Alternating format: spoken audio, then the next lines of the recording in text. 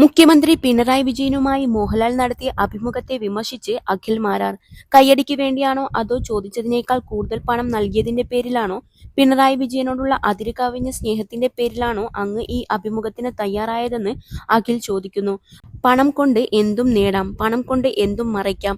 അതിന് മോഹൻലാൽ എന്ന മനുഷ്യൻ കൂട്ടു നിൽക്കരുതായിരുന്നുവെന്നും അഖിൽ കുറ്റപ്പെടുത്തി.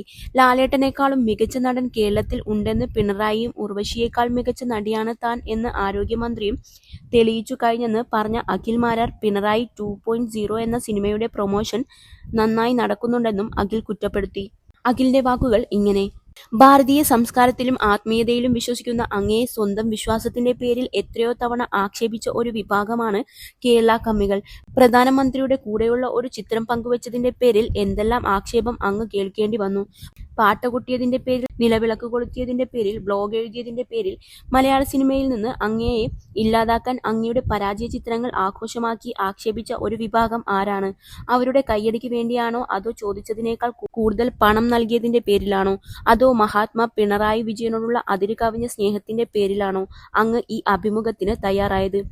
വിശ്വാസിയായ അങ്ങയ്ക്ക് ശബരിമലയിൽ ഇരുട്ടിന്റെ മറവിൽ സ്ത്രീകളെ കയറ്റാൻ കൂട്ടുനിന്ന ഒരു സർക്കാരിനെ അംഗീകരിക്കാൻ കഴിയുമോ? ശബരിമലയിലെ അയ്യപ്പന്റെ സ്വർണം കട്ട സർക്കാരിനെ അംഗീകരിക്കാൻ കഴിയുമോ?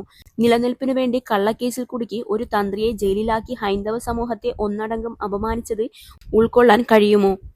പണം കൊണ്ട് എന്തും നേടാം, പണം കൊണ്ട് എന്തും മറയ്ക്കാം. അതിന് മോഹൻലാൽ എന്ന മനുഷ്യൻ കൂട്ടുനിൽക്കരുതായിരുന്നു. അങ്ങ് വെളുപ്പിച്ചു ഇറക്കിക്കൊടുത്ത ചിരിക്കുന്ന പാവ കഴിഞ്ഞ 10 വർഷം കൊണ്ട് കേരള ജനതയെ കുരങ്ങ് കളിപ്പിച്ചത് അങ്ങേക്ക് അറിയില്ല. എങ്കിലും പൊതുജനത്തിനറിയാം.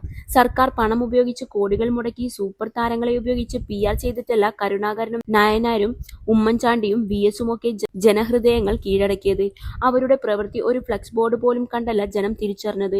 ജനങ്ങളെ തിരിച്ചറിഞ്ഞു പ്രവർത്തിക്കുന്ന ഓരോ നേതാവിന്റെയും നേട്ടങ്ങൾ ഓരോ ജനതയ്ക്കും അവന്റെ അനുഭവങ്ങൾ കൊണ്ട് അറിയാം. അങ്ങനെ അറിയുമ്പോൾ മാത്രമേ അവർ നേതാവായി മാറുകയുള്ളൂ. നിതിൻ ഗഡ്കരി തന്റെ തിരഞ്ഞെടുപ്പ് പ്രചരണത്തിൽ നിന്നും പരസ്യ ബോർഡുകൾ ഒഴിവാക്കണമെന്ന് പാർട്ടിയോട് ആവശ്യപ്പെട്ടിരുന്നു. അദ്ദേഹം പറഞ്ഞത് അനാവശ്യ പ്രദർശന രാഷ്ട്രീയത്തിന് പകരം നേരിട്ട് ജനങ്ങൾക്ക് ബോധ്യപ്പെടണമെന്നായിരുന്നു. ഇന്ത്യയിലെ യാത്ര ചെയ്യുന്ന ഏതൊരാളും അറിയും ആരാണ് നിതിൻ ഗഡ്കരി എന്ന്. ട്രെയിൻ ഉപയോഗിക്കുന്ന ഏത് സാധാരണക്കാരനും അറിയും ആരാണ് അശ്വിനി വൈഷ്ണവ് ആരാണെന്ന്. എന്തായാലും ലാലേട്ടനേക്കാളും മികച്ച നടൻ കേരളത്തിലുണ്ടെന്ന് പിണറായി കാണിച്ചു തന്നു.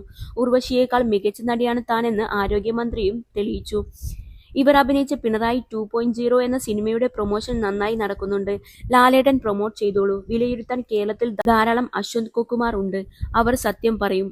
ആ സത്യം കേരളം ഏറ്റെടുക്കും എന്നും അഖിൽ മാരാർ പറഞ്ഞു.